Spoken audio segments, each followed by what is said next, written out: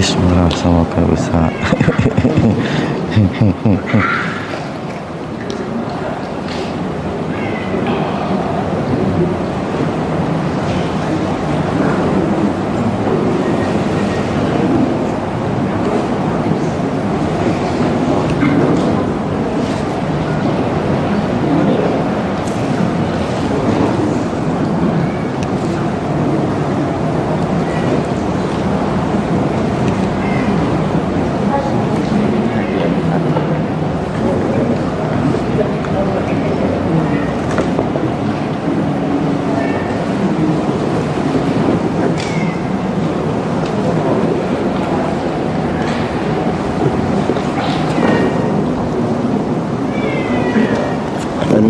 Ini sudah harusnya sudah duplikat, sudah masuk. Bisa nggak Pak? Kacamata gitu. Ada 5 ya Pak? Coba ya itu nanti enggak ini muncul ini yang Duplikat. apa duplikat ya? Pak. Sudah. Ya duplikat sudah. Sudah. Terus F5 ISO. Ini nah. Abang harus ditetengin yang ahli. IT. Siap.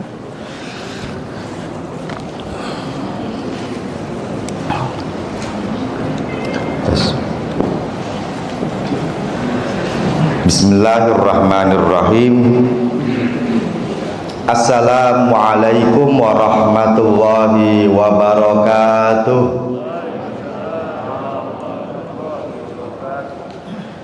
Alhamdulillahi rabbil alamin. Wabihi nasta'inu ala umurid dunya waddin. Allahumma fasalli wa sallim ala sayyidina wa maulana Muhammad asyrafil anbiya'i wal mursalin wa ala alihi wa ashabihi wa man sara ala nahjihi ila yaumiddin. Rabbi syrah li sadri wa yassir li amri wahlul 'uqdatam min lisani yafqahu qawli, amma ba'du. Hadirin hadirat, bapak-bapak dan juga ibu-ibu Masjid Al-Muqarrabin, yang pada kesempatan pagi hari ini saya mulai kajian dengan berharap berdoa kepada Allah Subhanahu wa taala.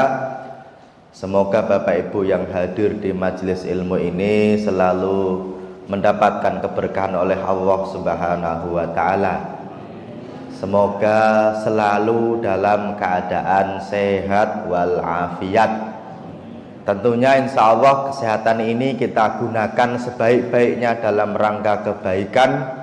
Salah satunya selepas sholat subuh ini kita tidak segera pulang, kita beriktikaf di masjid yang mulia ini dalam rangka berzikir, dalam rangka berfikir, dalam rangka menambah ilmu kita.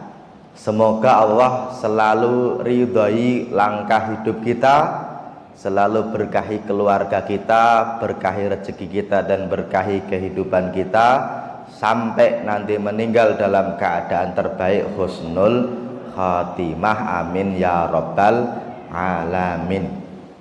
Hari ini, pagi ini bersama saya Hanif Lutfi, insya Allah kita akan membahas tema yang judulnya yaitu wakaf dan sedekah jariyah, yang mana ya, pada kesempatan kali ini kita akan berbicara tentang hal-hal berkaitan dengan hukum dari sedekah jariyah. Setidaknya Goal kita hari ini, visi dan misi kita hari ini yaitu yang pertama, kita mengetahui ilmunya. Tentu yang kedua, setelah kita mengetahui ilmunya, semoga kita bisa merencanakan dulu. Setidaknya itu, dan kalau nanti kita sudah rencanakan, semoga juga kita bisa menjalankannya. Amin amin ya rabbal alamin. Karena biasanya orang itu kalau bisa berwakaf, bisa bersedekah jariyah, berarti dia orang yang punya. Kalau nggak punya, bisa nggak berwakaf? Ya enggak ya Pak ya. Makanya bapak-bapak di sini, ibu-ibu di sini, saya doakan semoga rezekinya melimpah, berkah luber-luber sampai 7 turunan atau 9 turunan. Sampai kapanpun ya Pak ya. Tentunya rezeki yang kita kumpulkan itu semoga benar-benar menjadi pahala kita sampai di hari kiamat. Kenapa? Karena banyak orang yang hidupnya digunakan untuk mencari uang. Siang nyari duit, malam nyari duit, dikumpulin. Rencananya biar anaknya nanti bahagia. Tapi kadang-kadang malah anaknya berantem gara-gara duit orang tuanya. Ada nggak Pak yang ibu-ibu dituntut anaknya gara-gara warisan, ada nggak Pak? Ada ya Pak ya. Di pengadilan itu duit siapa? Duit orang tuanya, duit suaminya si ibu itu. Oh, dikumpulin tiap hari biar anaknya bahagia. Ternyata gara-gara duit malah anaknya tidak bahagia. Kira-kira kalau ada orang meninggal punya duit banyak, kemudian anaknya berantem sama ibunya, itu kira-kira suaminya atau bapaknya si anak itu bahagia nggak Pak di alam barzah? Bahagia? Enggak ya Pak ya. Orang itu kalau cinta dunia, cinta uang sampai dibawa mati, ya, caranya gimana biar harta itu dibawa mati? Orang itu jualan helm Pak. Oh, dia itu bos helm. Ada nggak orang yang jualan helm itu meninggal masih pakai helm, ada nggak Pak? Nggak ada ya Pak ya. Orang itu suka burung. Bapak-bapak ini yang suka burung ya Pak ya. Tiap hari dimandiin ya, rajin banget. Sampai lebih rajin daripada mandiin anaknya ya Pak ya. Tapi kalau meninggal nanti burungnya dikubur bareng nggak Pak? Enggak. Orang istrinya aja yang dicintai itu aja paling menangisnya seminggu Pak ya. Setelah seminggu nanti udah kumpul temannya, itu temannya bilang, nggak usah sedih, kan kamu masih punya mantan SMA dulu, dia juga duda loh, gitu Pak ya. Makanya Pak, jangan dianggap kita kalau cinta dunia kok sampai dibawa mati. Itu orang yang punya akik 10 itu meninggal, batu akiknya nggak ada yang dibawa. Tetapi kalau orang meninggal kok duitnya sudah dititipin di Masjid Al-Muqarrabin ya Pak ya, buat beli apa? Ini kurang apa lagi nih? Kayaknya Al-Muqarrabin nggak ada yang kurang kan ya Pak ya. Saya itu kalau kemana-mana, apalagi orang-orang yang daerah kesonoan Pak, yang kerjanya Jakarta, itu selalu bilang, Pak Ustadz, kalau saya sholat maghrib itu enak juga itu di yang di Jatiwaringin itu loh. Ya, apa? Al-Muqarrabin ya Pak ya. Nah, mereka menganggap sini ini masjidnya cukup nyaman ya Pak ya. Alhamdulillah kita pertahankan, bahkan kita tingkatkan ya. Dan ternyata Pak, ternyata kalau orang itu kok cinta dunia sampai meninggal, ya salah satu caranya dititipkan di Al-Muqarrabin yang seperti itu nanti dibawa sampai mati ya Pak ya. Oke, orang itu gajinya 10 koma. Ya, tanggal 10 udah apa? Koma ya Pak ya. Itu kalau setiap bulan kok bersedekah 500.000, kira-kira duitnya dia itu 9,5 juta atau yang 500.000? Kita ini Pak sedekah Pak ya, 500.000 dari gaji 10 juta. Itu yang 9,5 belum tentu itu jadi milik kita. Ya, bisa jadi bayar listrik lah ya Pak ya, bayar cicilan lah, yang masih di kantong kita sampai meninggal, itu yang kita apa? Sedekahkan. Makanya hari ini kita akan membahas ilmunya, kita rencanakan dulu meskipun belum kita lakukan. Kalau sudah melakukan, semoga tetap jadi pahala, semoga ikhlas, semoga nanti menjadi pundi-pundi pahala kita besok di hari kiamat. Setidaknya kita akan membahas, yang pertama adalah kita akan membedakan 4 hal ini, yaitu zakat, infak, sedekah, dan wakaf, yang kita sering singkat dengan apa? Ziswaf ya Pak ya. Zakat, infak, sedekah, dan wakaf. Memang kata-kata ini ada kemiripan, yaitu membelanjakan harta. Ini kemiripannya ya. Dan biasanya kalau pengurus masjid buat amil biasanya menerima ziswaf ya Pak ya. Sebenarnya Pak, ada kemiripan dan ada perbedaan. Setidaknya kalau kita bicara tentang perbedaannya, kita urutkan dari yang paling umum dari keempat hal ini, yaitu kata-kata infak. Makanya infak itu Pak yang paling umum. Kenapa? Karena infak itu dari anfaqa yunfiku, yang secara bahasa artinya membelanjakan.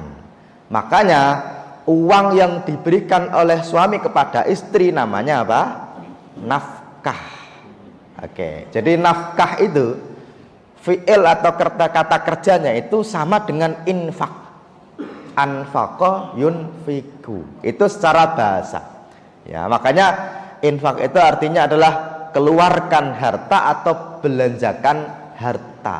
Makanya kalau istri-istri ini, ibu-ibu ini bilang, "Pak, bulan ini infaknya berapa?" Terserah ibu lah, ya udah 5 juta aja ya. Buat siapa? Buat saya ya Pak ya. Nah, emang cukup 5 juta Bu? Enggak, 10 juta aja ya Pak ya. Kira-kira kalau ibu itu 10 juta sebulan cukup enggak Bu? Kurang ya Bu ya. Itu Bu, uang yang diberikan dari suami kepada istri itu juga disebut dengan infak, atau bahasa kerennya hari ini namanya apa? Nafkah atau nafaqah. Secara bahasa artinya membelanjakan. Jadi kalau di masjid kok ada kotak amal tulisannya infak ya Pak ya, itu paling umum. Karena boleh untuk apa saja selama dalam rangka kebaikan masjid.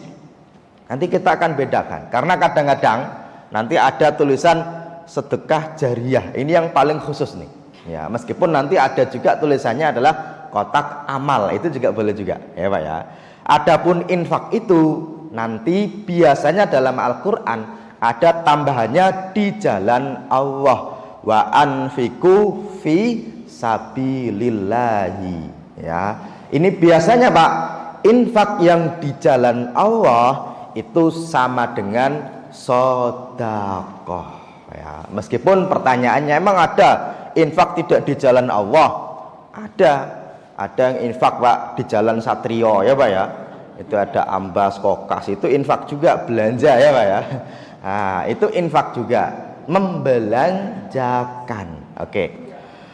Adapun sedekah itu lebih spesifik daripada infak karena dia di jalan Allah. Dan di jalan Allah itu dari sifatnya itu ada 2. Yang pertama hukumnya wajib, yang kedua hukumnya sunnah.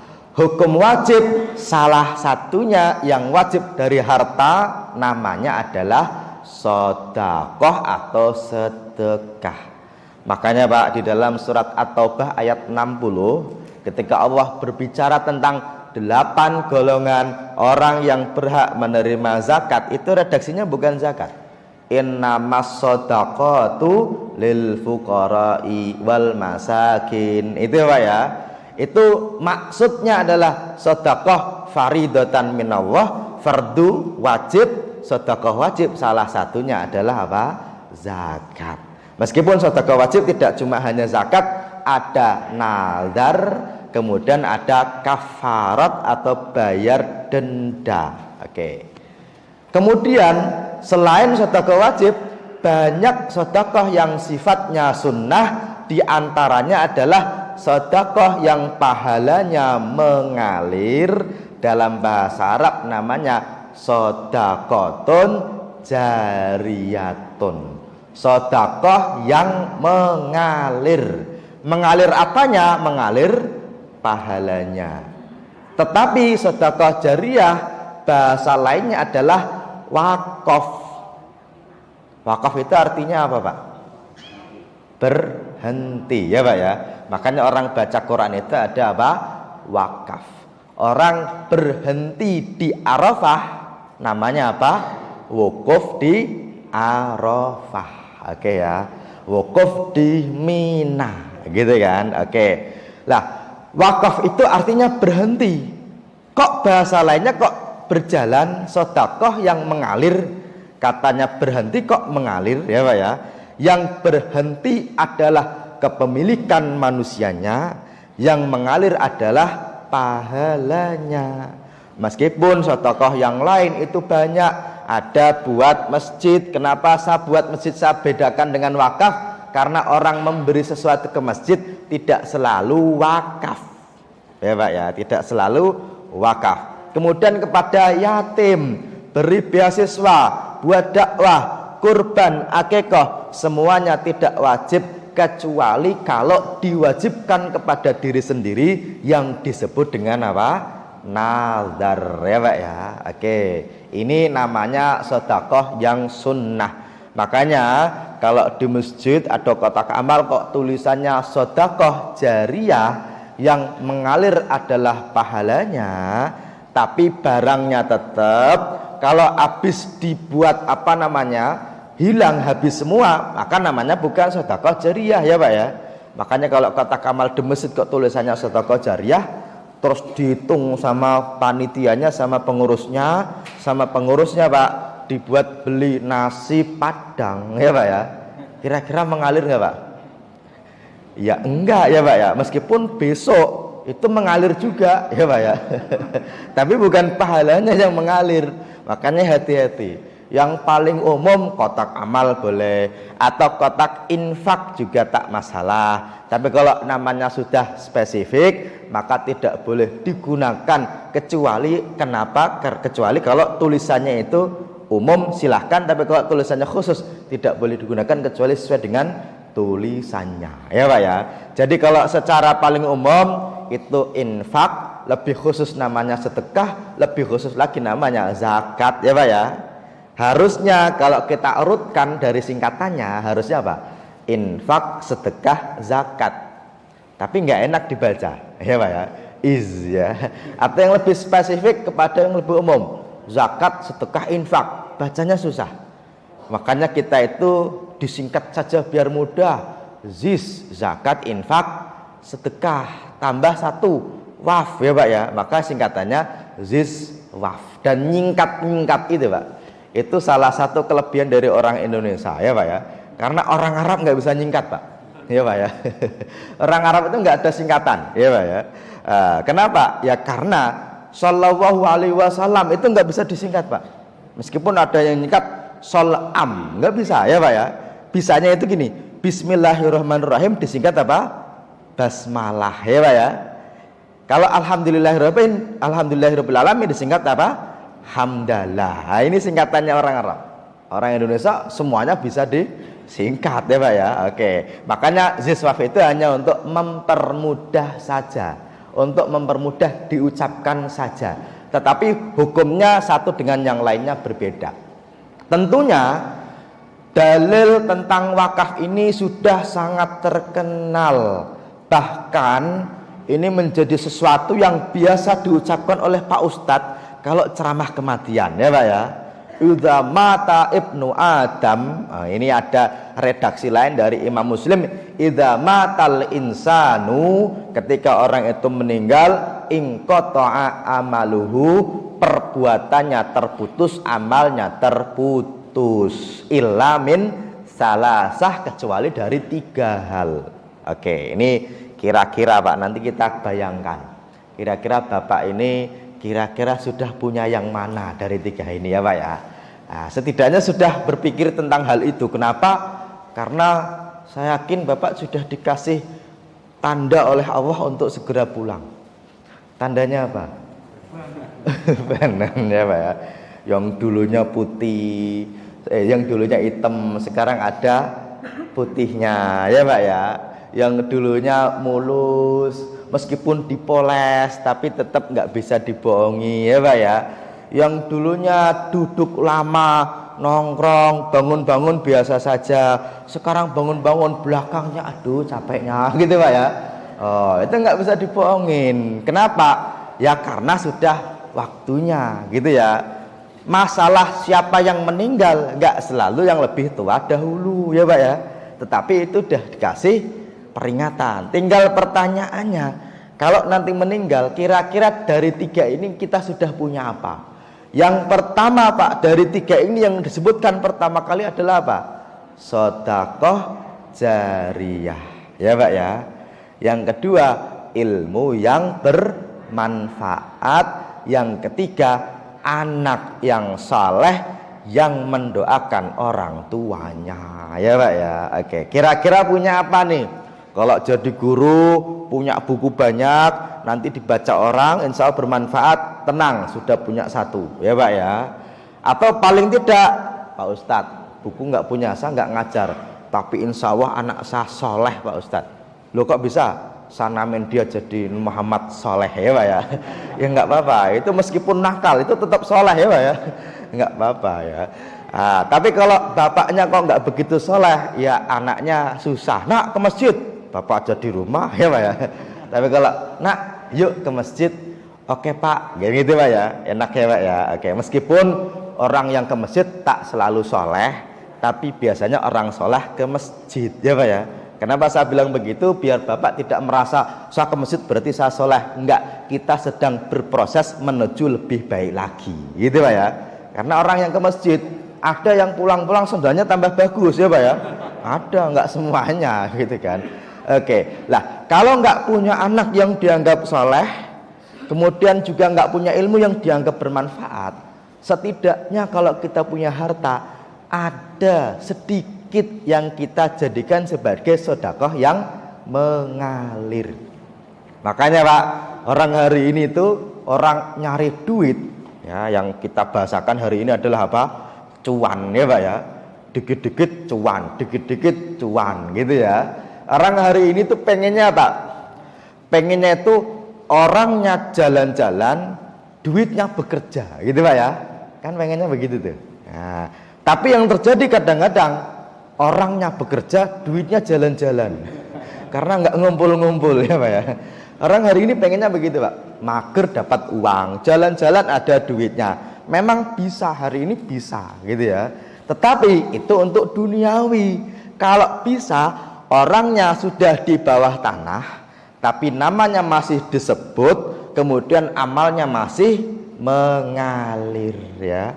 Dan itu hanya bisa dilakukan yang pertama kalau punya dana, yang kedua kalau punya keinginan yang kuat.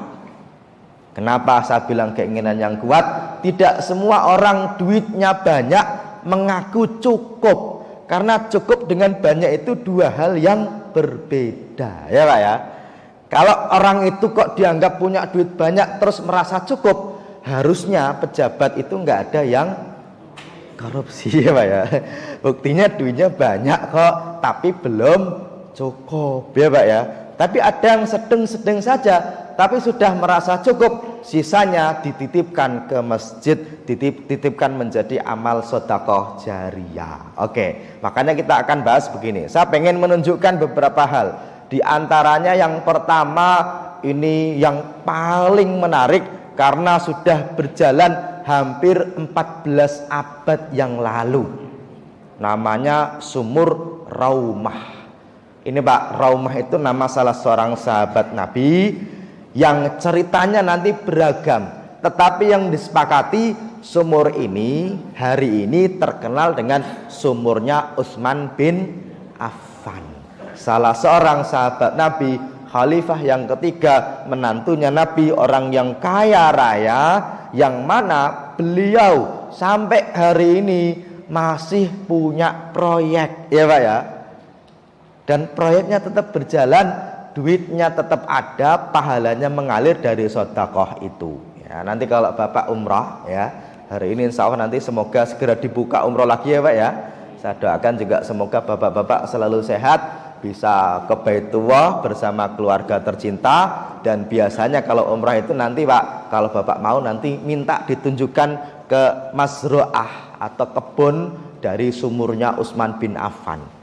Ini Pak, hari ini kebun itu menghasilkan korma, kormanya dijual, kemudian hasilnya disedekahkan, dikelola sampai ada proyek, dan ini proyeknya sudah cukup lama, dibuat rumah toko atau ruko ya Pak ya. Yang ruko ini tetap menghasilkan uang, uangnya dibuat kelola, diputerin, nanti hasilnya disedekahkan. Kira-kira Pak, sampai hari ini kalau masih sedekah, Utsman masih dapat transferan pahala nggak Pak? Masih ya Pak ya. Padahal sekarang sudah abad yang ke-14 menuju abad 15. Artinya selama berabad-abad ini pahalanya Utsman itu mengalir sampai hari ini. Ya Pak ya. Ini yang disebut dengan wakafnya Utsman bin Affan. Meskipun nanti tentang cerita wakaf ini beragam, salah satunya adalah ketika orang-orang Islam, umat Islam itu pindah dari Mekah ke Madinah, ya orang Mekah itu Pak, airnya insya Allah nggak kekurangan kalau di zaman itu. Kenapa? Karena ada sumur yang selalu mengalir airnya. Sumurnya namanya apa? Zam-zam, ya Pak ya. Tetapi giliran ke Madinah, meskipun di sana juga sering ada air, tapi pernah tidak terjadi hujan, airnya nggak ada. Yang punya sumur itu ceritanya dikuasai oleh orang Yahudi Pak. Dan sumur ini ceritanya salah satu riwayat itu kepemilikan dari seorang Yahudi. Dan pinternya ya Pak ya, ketika dibutuhkan banyak orang itu dijual mahal ya. Air dijual itu nggak semak hari ini. Hari ini kita minum aja beli ya Pak ya. Makanya Indonesia tanah air beta, tanahnya mahal, airnya beli ya Pak ya. Oke, ini di zaman itu pernah terjadi kekurangan air, tapi dijual sama orang Yahudi. Jadi di Madinah itu Pak, nanti Nabi itu awalnya ya, itu punya apa namanya, ada beberapa komunitas Yahudi, setidaknya ada 3 klan besar, Bani Nadir, Bani Quraidah, Bani Qainuqa, itu di Madinah. Makanya Nabi itu sempat menyebutkan yang membeli nanti dia akan mendapatkan sumber mata air di surga kalau diberikan kepada kaum muslimin ya Pak ya. Tetapi karena punyanya Yahudi, yang bisa membeli ya berarti orang yang punya uang. Ketika Utsman dengar begitu, dia langsung ceritanya Pak, negosiasi, saya beli ya. Dan biasanya ketika sedang dibutuhkan oleh banyak orang, itu yang nggak mungkin dijual ya Pak ya, nggak mungkin orang lagi moncer-moncernya gitu. Kalaupun mau pasti nilainya tinggi, bener Pak. Tapi Utsman pinter ya, pinter dagang. Ceritanya begini, ya udahlah gini aja, kita join aja, saya bayar dengan nilai yang tinggi, kita join aja. Ya ceritanya dibeli dengan 120.000 dirham. Ya. 120.000 dirham kalau kita hitung hari ini berapa rupiah? Sebentar, kita 120.000 dirham. Jadi gini Pak, zaman itu bandingannya 1 dinar berbanding 10 dirham. Jadi kita bandingannya bukan pakai dinarnya, dirham, tapi pakai dinarnya.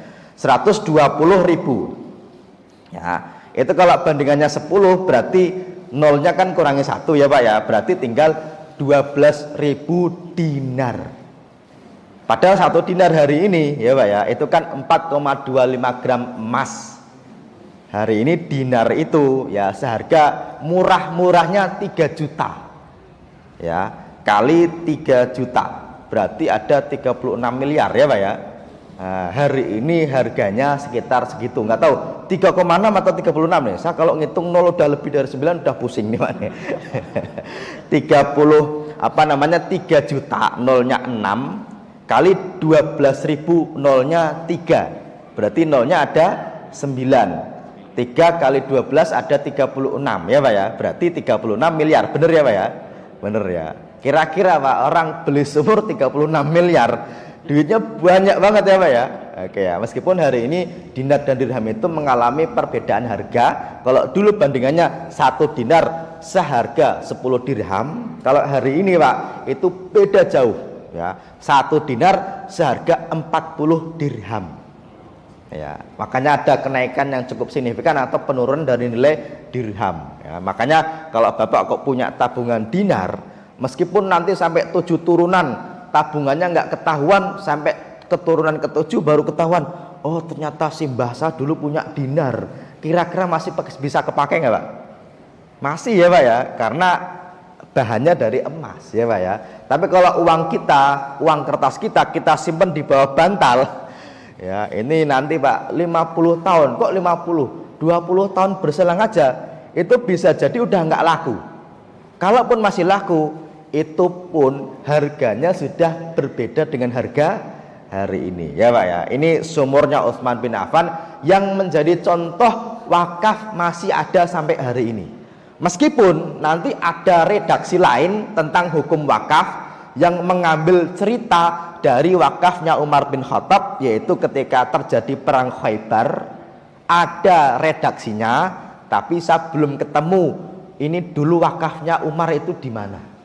Kalau wakafnya Utsman itu sampai hari ini nadirnya itu masih mengurusi dari punyanya Utsman Pak ya. Kita nggak usah terlalu jauh. Ini kira-kira Pak, Bapak kalau nanti umroh juga akan melihat nih wakaf li Habib al-Asy. Nanti Bapak cari di internet ya Pak ya.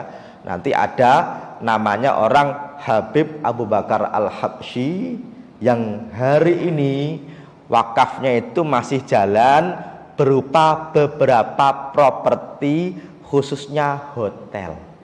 Ya, ceritanya begini ceritanya. Tahun 1800-an Habib buka Asy, asli Aceh Pak. Dia itu mau berangkat haji.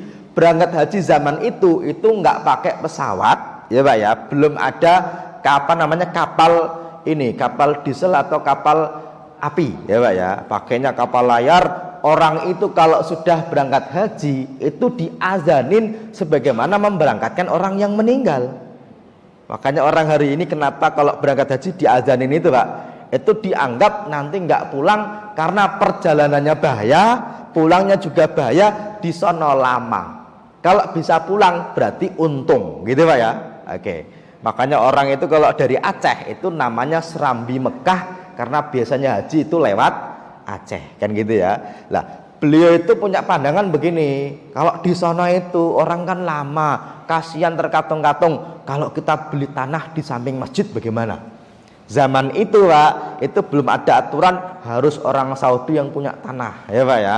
Karena Saudi pun itu belum ada di zaman itu. Nah, makanya beliau sebelum berangkat mengumpulkan orang-orang kaya, duitmu mana? Wakafin ke saya sama beli tanah di samping Masjidil Haram. Nanti tanah itu kita gunakan bagi jamaah haji asal Aceh. Kalau nggak punya tanah, nggak punya rumah untuk di sana, tinggal saja di sini. Bener Pak, sampai di sono dia itu beli tanah yang lokasinya itu di samping Masjidil Haram di zaman itu. Di atas tanah itu Pak didirikan penginapan untuk menampung jamaah haji calon haji dari Aceh ya Pak ya. Oke. Ternyata setelah direnovasi tanah itu kena gusuran dan harus dibayar karena tanah wakaf ya Pak ya. Dan tidak bisa dimiliki kecuali ditukar guling. Makanya dibelikan tanah yang lain, tapi masih nama beliau sebagai orang yang berwakaf ya Pak ya, meskipun belum mengumpulkan dari banyak orang, yang mana ini ya, perluasan lintasan tawaf oleh nazir pengelola wakaf uang diganti rugi digunakan membeli 2 bidang tanah di kawasan yang berjarak 500-an meter dari Masjidil Haram. 500 meter Pak, hari ini deket banget. Kenapa? Karena banyak orang pergi haji itu maktabnya Pak itu 2 kilo dari masjid ya Pak ya. Banyak yang begitu. Nah, tapi kalau umrah mungkin deket-deket. Lah, tanah itu tetap menjadi tanah wakaf karena aslinya untuk penginapan orang yang berhaji hari ini nggak ada orang yang pakai penginapan lagi ya, karena orang haji itu diurusin oleh negara dan pasti sudah ada hotelnya. Makanya uangnya Pak itu dibuat bangun hotel. Hotelnya itu menghasilkan setiap tahun ketika belum terjadi pandemi sekitar 22 miliar itu keuntungannya ya Pak ya. Oke. Keuntungan dari hotel itu 22 miliar karena dulu wakafnya untuk penginapan orang-orang Aceh saja. Makanya kalau ada jamaah haji asal Aceh Pak, itu biasanya dapat uang saku dari wakaf ini. Ya Pak ya, satu orang 5 jutaan, tergantung jamaah hajinya berapa, tergantung hasil dari wakafnya berapa. Oke ya, kira-kira begini. 3 abad yang lalu punya tanah, nadirnya bagus, bisa sedekah setahun 22 miliar. Kira-kira Pak, pahalanya banyak nggak? Banyak ya Pak ya. Dan kira-kira bersedekah 22 miliar setahun itu kira-kira bisa sombong nggak Pak? Ya kalau hari ini Pak zakat 2 miliar aja sombong ya Pak ya. Kenapa? Ya karena nggak ada yang 2 miliar zakatnya kan gitu ya. Dan memang ada banyak juga yang zakatnya 2 miliar. Tapi kalau orang itu masih hidup sedekah Pak, itu kemungkinan untuk sombongnya itu besar. Apalagi satu komplek itu nggak ada yang melebihi sumbangan dia ke masjid daripada dia. Meskipun biar tidak sombong ditulis namanya hamba Allah ya Pak ya. Tapi hati ini tergoda kadang-kadang bilang masjid itu bagus, itu yang paling nyumbang banyak itu ya hamba Allah. Nah saya sih nggak mau sombong, tapi hamba Allah itu ya sebenarnya saya ya Pak ya. Hati-hati ya Pak ya, hati-hati. Termasuk Pak kalau Bapak masih hidup bangun masjid kok nama kita misalnya nih Masjid Hanif Lutfi, wah megah banget, itu orang wah Pak Hanif Lutfi masjidnya bagus, oh iya saya ya Pak ya, kadang-kadang begitu. Tapi kalau sudah meninggal 3 abad yang lalu kok bersedekah 22 miliar, kira-kira kalau sombong bisa nggak? Bisa sih, tapi sombong sama orang yang mati ya Pak ya. Bisa jadi di sana di kuburan sama-sama sombong, tapi kan sombongnya di sana nggak berpengaruh kepada amal kan gitu Pak ya. Oke, makanya ketika Bapak nanti sudah meninggal 100 tahun yang lalu, 100 tahun yang akan datang, ternyata wakafnya Bapak masih menghasilkan. Oh, ini Bapak ini dulu yang berwakaf ya Pak ya. Oke, ini yang kita nanti akan lihat. Kenapa? Karena logika wakaf kita itu kadang-kadang nanti agak mengalami pergeseran. Nanti saya akan sebutkan. Ya. Adapun yang menjadi dalil dari adanya wakaf, ini wakafnya Umar bin Khattab yang sampai hari ini menjadi aturan dari wakaf. Ini hadisnya cukup panjang, riwayat Imam Muslim ya. Sudah saya kasih harokat, kira-kira Bapak bisa baca nggak? Bisa ya Pak ya? Oke, kalau enggak bahasa Arabnya saya kasih bahasa Indonesianya ya. Nanti tenang saja. Ini nanti PPT-nya saya bagi, saya juga udah menulis buku tentang wakaf. Nanti saya bagikan bentuknya PDF, kalau mau dicetak monggo, tapi kalau dibaca doang ya nggak masalah ya Pak ya. Dalam bahasa Arabnya ini yang nanti menjadi aturan wakaf sampai hari ini. Ceritanya begini Pak. Dari Ibnu Umar, yaitu anaknya siapa? Umar ya. Ibnu Umar itu bapaknya siapa Pak? Ya Umar ya Pak ya. Tapi kalau namanya Ibnu Umar siapa? Tahu nggak? Abdullah. Jadi kalau ada sahabat Nabi kok namanya pakai Ibnu, itu biasanya namanya bapaknya. Nama aslinya biasanya Abdullah. Ibnu Umar, Ibnu Mas'ud ya Pak ya. Ini Ibnu Abbas itu namanya Abdullah bin Umar, Abdullah bin Mas'ud, Abdullah bin Abbas. Cerita tentang bapaknya. Ceritanya begini. Asoba Umar ardan bi Khaybar. Ya, ini orang Arab Pak, itu biasa nyebut bapaknya dengan namanya ya Pak ya. Asoba Umar, Umar itu pernah dapat tanah. Umar siapa? Bapakku. Kok nggak nyebut Pak Umar?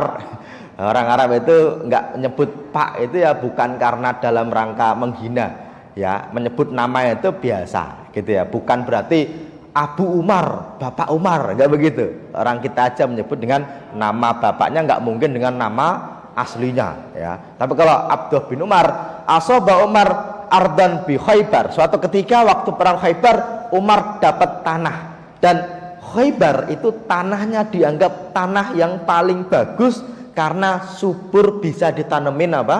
Korma. Ya Pak ya. Oke. Kemudian fa'atan Nabi sallallahu alaihi wasallam yastamiruhu fiha.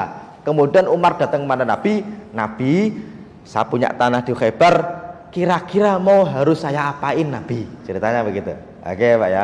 Kemudian kata Nabi, "Faqala ya Rasulullah, ini asab di Khaybar lam usib malan qatu wa anfasu indi minhu." Kata beliau, kata Umar, "Saya itu dapat tanah di Khaybar, itu yang menurut saya itu paling bagus." Bapak ini punya tanah, yang satu di BSD, ya Pak ya. Yang satu di Kuningan, tapi Kuningan Jawa Barat, bukan Kuningan Jakarta. Yang satu di Boyolali, ya Pak ya. Itu kira-kira Pak, kalau disuruh untuk wakaf, itu yang diwakafin yang di Kuningan, yang di Boyolali atau di BSD?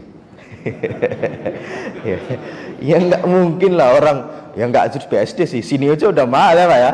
Nah, tapi kalau bisa diwakafin, wah hebat bener. Tapi kan kita nggak Umar Pak Ustadz. Ya iyalah, itu bedanya ya Pak ya. Ketika Umar itu punya tanah yang dianggap bagus, lam usib malan ketuaan fasi inti minhu fama ta'murini biqala. Nabi menyebutkan, dan ini nanti menjadi undang-undang dalam wakaf ya. In syi'ta, begini Umar, kalau kamu mau ya, itu habasta aslaha ya, yaitu peliharalah pohonnya, peliharalah asalnya ya. Kemudian watasaddaq tabiha, dan kamu bersedekah darinya, dari hasilnya.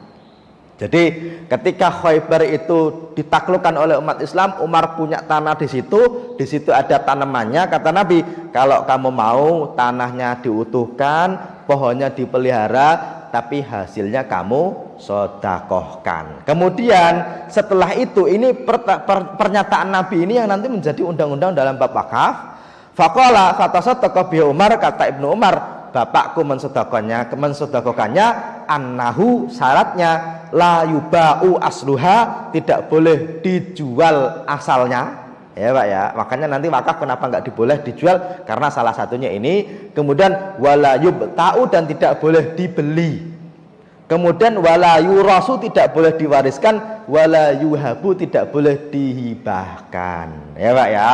Qala fatasaddaqa Umar fil fuqara, kemudian dari hasilnya Umar bersedekah kepada orang fakir, wa fil qurba, dan kepada kerabatnya Umar ya Pak ya, wa fir riqab, kepada hamba saya, wa fi sabilillah wa ibni sabil, dan ibnu sabil, wa dhaif, dan diberikan kepada tamu. La junaha laman waliha yakula minha bil ma'rufi, kepada orang yang mengurusnya itu nggak masalah kalau mau makan dari hasilnya, asalkan dengan baik. Au yut'ima shadiqan ghairu mutamawilin fihi, atau diberikan kepada temannya orang yang mengurusi, asalkan tidak diuangkan, tidak menjadikannya menjadi bisnis terhadap diri dari orang yang mengurusi.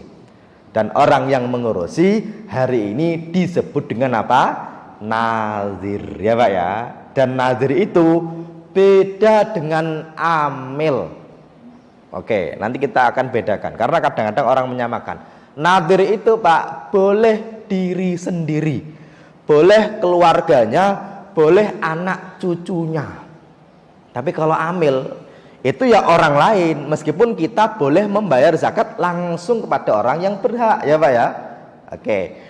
Bagian dari amil itu jelas ditetapkan dalam Al-Quran, tapi kalau nadir boleh memakainya dengan baik ya. Hanya saja kalau kita perhatikan Pak, tadi saya bilang paradigma tentang wakaf ini kita harus luruskan, kita harus perbaharui. Kenapa? Karena begini, ada yang menganggap wakaf itu pahala mengalir. Sayangnya Pak, itu cuma sekedar shortcutnya saja, cara pintasnya saja. Kok bisa? Kita punya contoh begini ya, ini nanti saya akan bandingkan wakaf Al-Quran. Oke ya Pak ya, hari ini ada juga yang wakaf Al-Quran. Setidaknya kita bisa bandingkan menjadi 3 hal. Yang pertama adalah wakaf untuk beli Al-Quran. Al-Qur'annya diberikan kepada orang yang baca Quran. Kemudian ketika dibaca dari Quran itu, orang yang mewakafkan dapat pahala. Emang ini paling sederhana.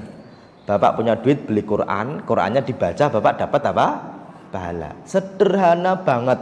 Tapi sayangnya banyak orang berpandangan bahwasanya wakaf ya seperti itu. Ya, selama bendanya digunakan berarti dapat pahala. Cuma masalahnya Pak, kira-kira pahala dari punya mushaf yang dibaca itu kira-kira abadi nggak Pak? Pertanyaannya, seberapa lama sih mushaf itu bisa dibaca ya Pak ya? Atau seberapa lama sih orang itu baca Quran dari wakaf yang diberikan? Saya itu sering banget Pak dapat Quran hasil wakaf. Ya Pak ya. Mau ada acara kematian, hadiahnya Quran. Saya sendiri juga sudah punya. Ya Pak ya. Apalagi hari ini orang baca Quran kebanyakan lewat apa? HP. Ya Pak ya. Oke, lewat HP. Enggak apa-apa. Yang penting baca daripada enggak ya. Kita dapat Quran itu, kita taruh di rak. Kira-kira kebaca enggak Pak? Enggak, kan gitu Pak ya. Saya rencananya pengen berikan kepada musola biar nanti juga dibaca juga. Saya kasih ke pengurusnya, oh ya taruh aja di rak. Ternyata di raknya Pak itu banyak Quran yang belum dibuka.